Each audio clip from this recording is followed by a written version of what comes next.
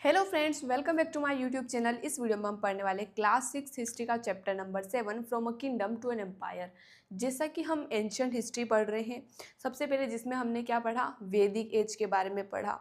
उसके बाद जनपद, महाजनपद, कुछ फिलोसॉफीज जैसे कि बुद्धिज्म, जैनिज्म, उपनिषद के बारे में हमने पढ़ा। अब हम जो पढ़ने वाले हैं वो एम्पायर के बारे में। जनपद, महाजनपद क्या थे? किंगडम थे। अब एम्पायर के बारे में पढ़ने वाले। एम्पायर डिफरेंट क्यों है? क्योंकि किंगडम के कंपैरिजन में एम्पायर बहुत बड़ा होता है, उसको रूल करने के तरीके अलग होते हैं, टैक्स ज़्यादा कलेक्ट करना होता है, रिसोर्सेज की ज़्यादा ज़रूरत पड़ती है। तो किंगडम से एम्पायर डिफरेंट है। अब हम कुछ इम्पोर्टेंट एम्पायर जैसे मौर्य एम्पायर की बात करेंगे, मौर्य साम्राज्य की यहाँ पर बात करेंगे। मौर्य साम्राज्य क्या है? ठीक है, अगर इसकी इस्टेब्लिशमेंट की बात करें, कब ये इस्टेब्लिश हुआ था, तो आज से 2300 साल पहले।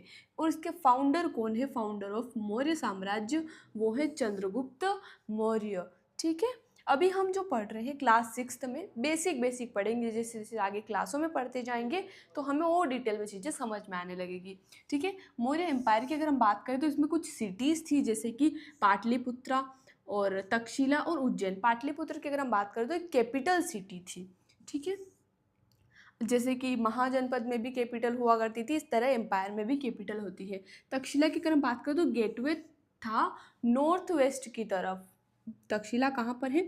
जैसे अगर हम बात करें इंडिया का मैप की, तो यहाँ पर कुछ अगर हम बात करें जो कि वर्तमान पाकिस्तान में है, यहाँ पर क्या है? तक्षशिला है। तो ये हम देख सकते हैं कि ये नॉर्थ वेस्ट की तरफ क्या है? गेटवे है।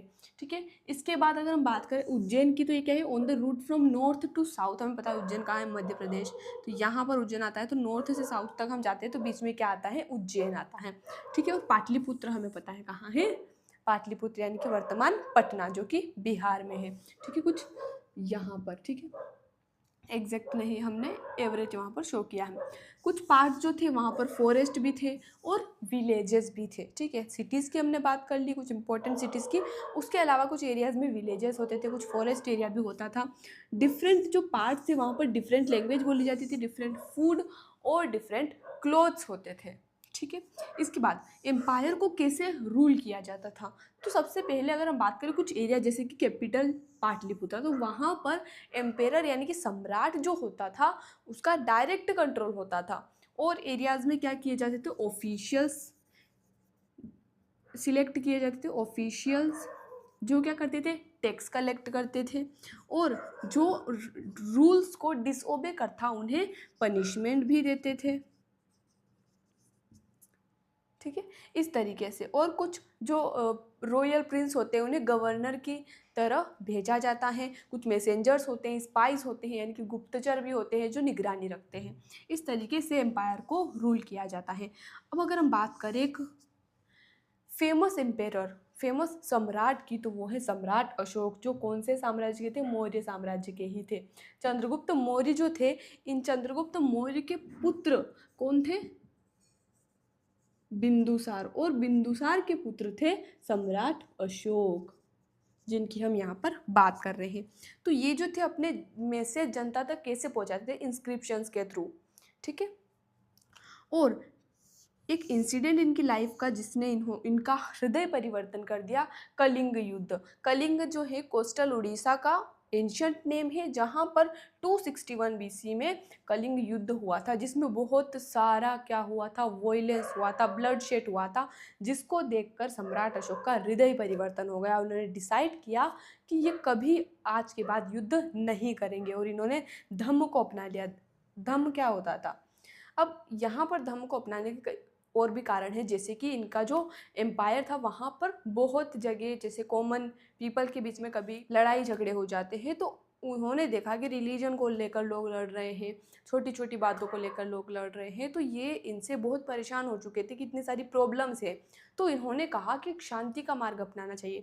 धम्म को इन्होंने अपनाया। धम्म का मतलब होता है धर्म। ठीक है, ये क्या था? एक मोरल कोड ऑफ कंडक्ट हम इसे कह सकते हैं। ठीक है, और अशोक का मैसेज क्या था? अशोक ने धम्म जो था उसके प्रचार प्रसार के लिए अपने पुत्र महेंद्र और पुत्री संघमित्रा को श्रीलंका भेजा था। और भी सब कॉन्टिनेंट के अलावा और भी पार्ट जैसे इजिप्ट, सीरिया, ग्रीक, वहाँ पर भी इसका प्रचार हुआ। ठीक है, और इसके लिए जो ऑफिशियल सिलेक्ट किए जाते थे प्रचार के लिए, उन्हें धम्म महामत्ता कहते थे। ठीक है, अशोक का मैसेज क्या था? अशोक का कहना था कि जो हम अननेसेसरी रिचुअल्स परफॉर्म करते हैं जिनका कोई महत्व नहीं है, ऐसे ही हम उनको करते हैं, उसके बजाय कितना अच्छा होगा अगर हम किसी की सेवा करें, अपने सर्वेंट्स को काइंडनेस के साथ ट्रीट करें, रिस्पेक्ट के साथ ट्रीट करें, बड़ों का आदर करें और किसी धर्म की बुराई ना करें। क्योंकि अगर कोई व्यक्ति किसी और धर्म की वो बुराई करता है तो इसका मतलब है कि इनडायरेक्टली वो अपने ही धर्म को कमज़ोर कर रहा है। इसलिए हमें सभी धर्मों की रिस्पेक्ट करनी चाहिए। ठीक है, ये अशोक का मैसेज था। तो आई होप आपको चैप्टर पसंद आया होगा। मिलते हैं अगले वीडियो में नए चैप्टर के साथ। धन्यवाद।